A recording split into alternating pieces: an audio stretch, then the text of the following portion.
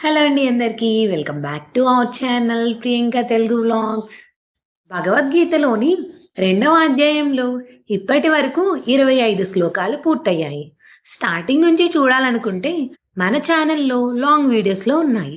Interest ఉన్న వాళ్ళు చూసేయండి. అలాగే చూసి వెళ్ళిపోకుండా కొంచెం మన ఛానల్ని సబ్స్క్రైబ్ చేసుకోండి. 26వ శ్లోకం. అత చైనం నిత్యజాతం నిత్యం వా మన్యసే మృతం తథాపి త్వం మహాబాహో నైనం శోచితుమర్వాసి. ఓ మహాబాహువులు కలవాడా, ఒకవేళ ఈ ఆత్మ లేదా జీవలక్షణాలు ఎప్పుడూ జన్మిస్తుందని, నిరంతరము మరణిస్తుందని నీవు తలిచినా దుఃఖించడానికి ఎటువంటి కారణము లేదు. భాష్యం.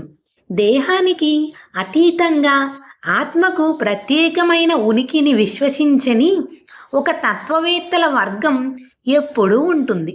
వారు దాదాపుగా బౌద్ధులను పోలి ఉంటారు. శ్రీకృష్ణ భగవానుడు భగవద్గీతను పలికినప్పుడు అటువంటి తత్వవేత్తలు ఉన్నట్లుగా గోచరిస్తున్నది. వారే లోకాయతికులు, వైభాషికులని తెలియబడతారు.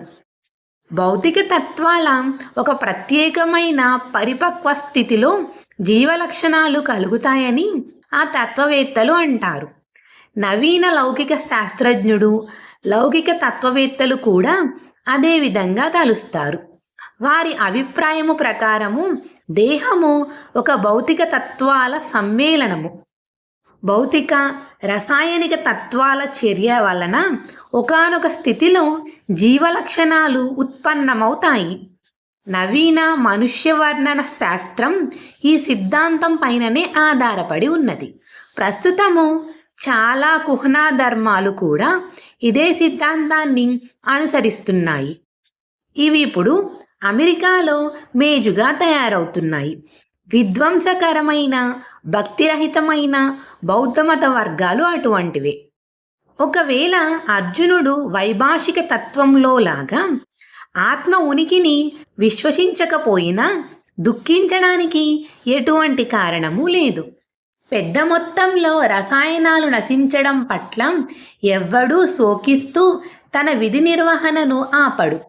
పైగా ఆధునిక విజ్ఞాన శాస్త్రంలో వైజ్ఞానిక యుద్ధరీతిలో శత్రువుపై విజయాన్ని సాధించడానికి అనేక టన్నుల రసాయనాలను వృధా చేస్తారు. వైభాషిక సిద్ధాంతము ప్రకారము దేహ నశింపుతో పాటు నామమాత్ర ఆత్మ కూడా నశించిపోతుంది. కనుక అర్జునుడు ఆత్మ